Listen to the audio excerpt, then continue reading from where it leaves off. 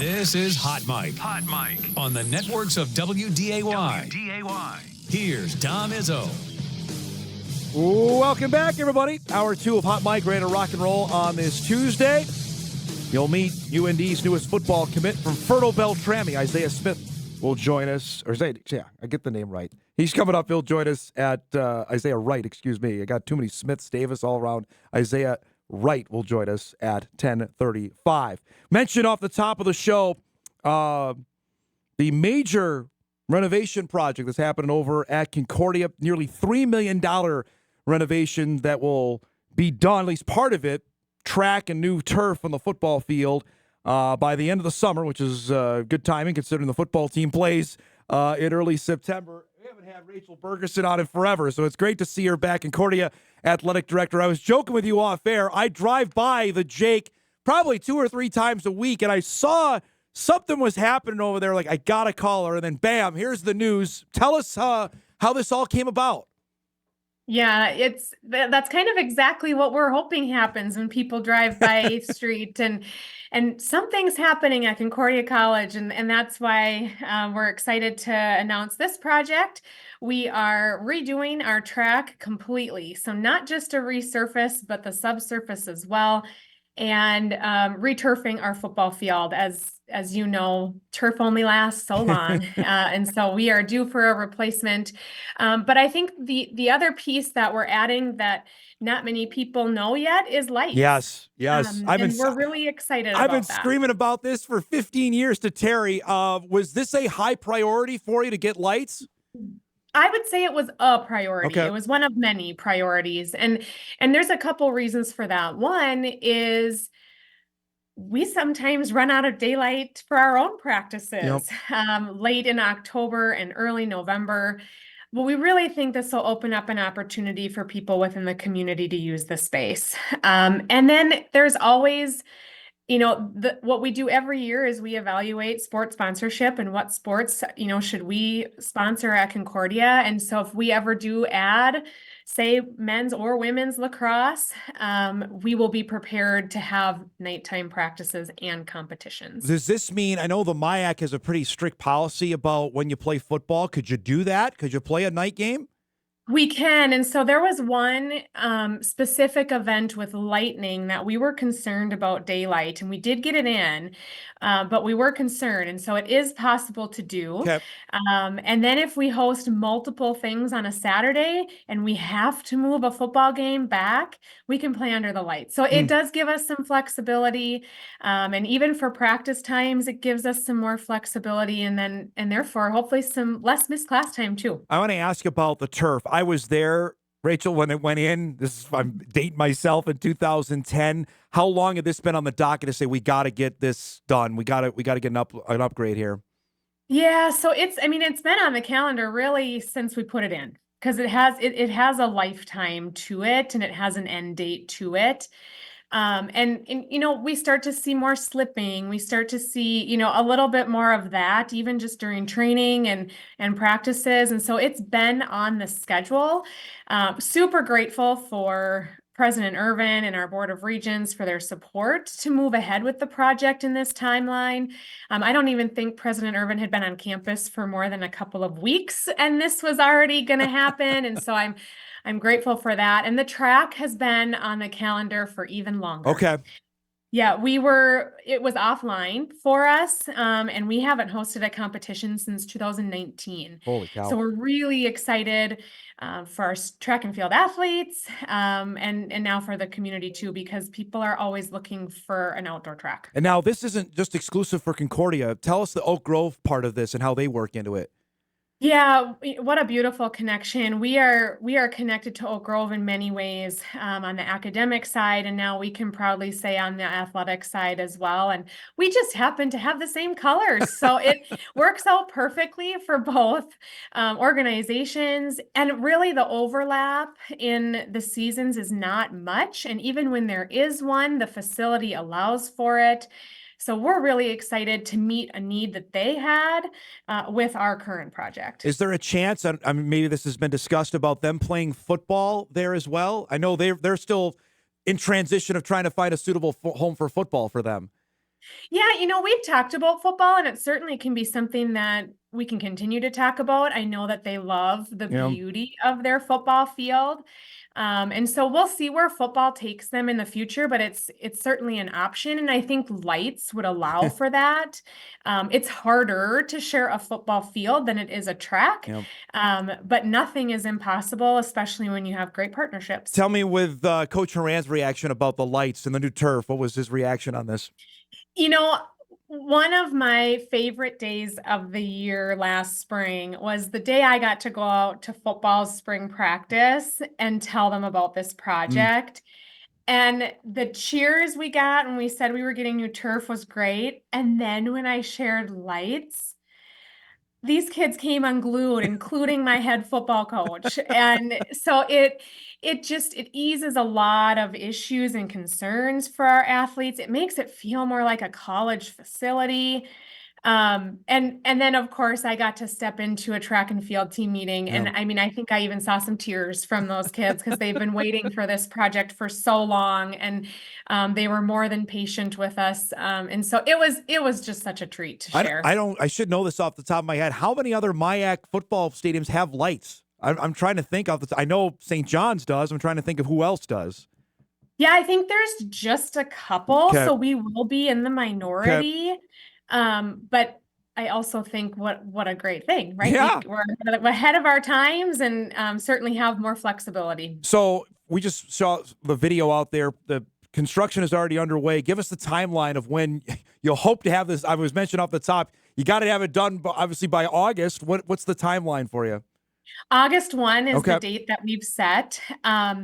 We did have to adjust some of our spring practices to allow for the construction to start, but we really wanted to prioritize getting it done on August 1st because it's really hard to move anything in the fall. So August 1st, so we're praying for really great weather this summer. And there's some cure time with tracks. I mean, when you do that first layer, you have to give it 30 days No to kidding. cure. And Okay. so there's some cure time. But we've noticed that so far the demolition has gone really fast and really quick. So we are, I'll say, quote unquote, ahead of schedule, and then I'll knock on wood on my desk. But August 1 is the deadline. So if people were to come back, and I know they do homecoming weekend, and they've been gone for 5 or 6 years, if they look at the baseball stadium and then look what's going on, they probably won't even recognize what you've done, right? They won't. Yeah. And even our Jumbotron, Yeah. our big scoreboard. And I think that was also a big reason why we wanted to do these projects early on is it's so visible from 8th Street. And you can tell now that you've arrived at Concordia College, and you can tell that Cobber Athletics is alive and well. And so, yeah, they won't recognize it, and they'll be jealous that our current students got it and they didn't. But that's also what you have to do. You have to keep moving. And so I think they will also be really proud that even during some tough, challenging times in higher ed, Concordia is on the move. I got an email to ask you if soccer would be able to play under the lights on the football field. Oh, that's a really good question. So, and that's another project down the pipeline because we actually can't fit a legal soccer field in that space due to, well, we have the track, but then where our grandstand lies, and moving those concrete grandstands would have been quite the process. Yeah. And it really, to be honest, I think we need an additional turf facility, especially if we're going to consider adding sports. And so I would hope that in the next phase of things that we can look at what a turf soccer field would look like, because it's also 2 fall sports. Whereas say lacrosse would be a spring sport and it's just easier to overlap. So I think the best answer that I can give there is no, because it doesn't fit. And B, they deserve their own. You've mentioned it now a couple times, so I got to ask you, are you adding lacrosse? We're not right now, but it is something that we're seriously looking at, and it needs to be something that we continue to seriously look at because of the growth that we're seeing in area high schools and also area club programs at the high school level. And I think as well, I don't like to be last in anything, Dom, and I certainly don't want to ever be last in adding a program. And so when we added women's hockey in the 90s, we were one of the first. And I won't tell you how old I was when we added women's hockey, but I've certainly done the work to read up on how Concordia did that and why they were a part of that initial group. And so I think it's something that we're going to continue to talk about and we're going to keep tabs on within our conference schools because obviously they're going to be our closer competition.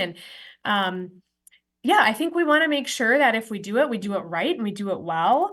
And so it is a constant conversation. Seeing what the Spuds have done, Rachel, over the last 5 years since they added it, and the amount I know the amount of kids that come out from Moorhead High, that has to say, okay, we have a pipeline here in town, right?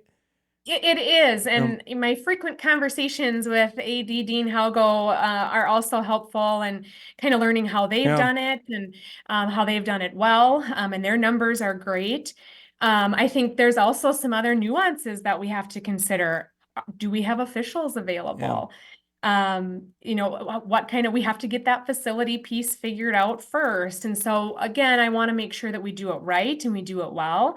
But we have to continue to talk about it. So I got you here. I want to ask just Division III challenges as an athletic director. What's you come in like? What's number one on just overarching in D3 right now? Yeah, well, I would say stabilizing budgets. Yeah. But I would almost say that for almost every level. I mean, maybe the Power Five doesn't have the same challenges that I do, and I think it could be the same challenges, just at different levels, varying levels. But that's always going to be, a part of the Division III world. And I would say I feel a lot of support on our campus and a lot of support from our alums. And I really can't end this interview without thanking all of our donors and the people that have contributed to this project, but also Cobber Athletics in general, because that's how we can provide the experience that we're proud to provide. And so I would say that that's number one. I think about dollars and look at dollars most every day because that's how we do the things that we do. But I just want to be able to provide a really good experience for these students. Last thing before I let you go. Last week I saw this. It looks like it's going to happen. The Division III football tournament is going to be expanded to 40. Tell me about the thoughts of that. And Concordia is now opportunity. We can get in. We can be one of the 40 schools into the tournament next fall. I'm really hoping that what the expansion will do is get the right teams in. I think we have, some leagues that, even their automatic qualifier wouldn't be within the top 40 in the country. But of course, it's an automatic qualifier, and that's a big deal for that particular conference as well. And so I'm hoping with some expansion of the at-large bids that we have the right teams in. It makes it for a really competitive championship experience. And then, maybe a team can make a run that wouldn't have even gotten in. Does that expand the year at all, Rachel? Does it expand the season from what you know? A little bit. Okay. But thankfully with the fall sport, we do have some space and time for it. My concern anytime we do expand or lengthen is multi-sport athletes, which at our level we have quite a few of. And at Concordia, I'm really proud of how many that we do have. And truthfully, Don, I think our teams have been more competitive the more multi-sport athletes we've had. And so I don't want to lose that model, or at least lose the opportunity for kids to choose that if they want it. But I also am excited for the expansion of the field.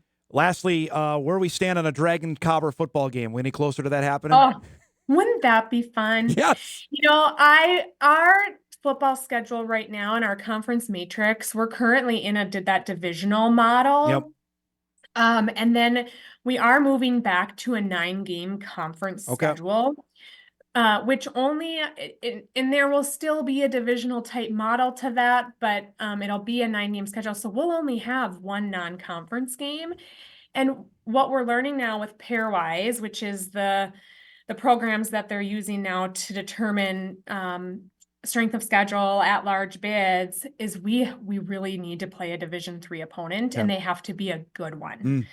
And so while it would be financially responsible to stay in town and walk across the street and then also maybe provide a cool community event, we need to schedule a Division III opponent. So we're a little bit, our hands are a little bit tied. But I hope we can keep talking about it.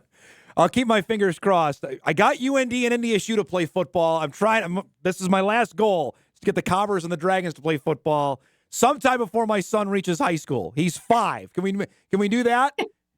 Okay. Maybe. I mean, I hope I'm still around. I don't know what it looks like, but maybe I should bring you to our conference meeting. I'm always available. You got my number, so it's great to visit with you. Appreciate the time, and I can't wait to see the lights go up over there. It's going to be fantastic. We'll visit again soon, all right? Thank you for having me. Appreciate it. Rachel Bergeson, Concordia Athletic Director, joining us here this morning. $3 million project that's underway, as you saw over at Concordia, that will have new turf, a new track, and lights. Lights is the BA part of it for me, because there are numerous times where there's been section football games over there that you'd had to kick off super early because, especially in November, because you couldn't play. And then those games went to Moorhead High because obviously they did have lights. There's an opportunity there for a Section 8 playoff game now to be played at the Jake. That would be cool. That's pretty cool stuff. And again, on the D3 expansion, it's not finalized yet, but it's going to the President's Council. Normally, if it's advanced that far, it's a rubber stamp, and it'll be a 40-team Division III postseason happening this fall in Division III football. We're overdue for a break. We'll take one now, get caught up on a couple things. Got some emails to get to as well. Hot Mic continues. We're back right after this.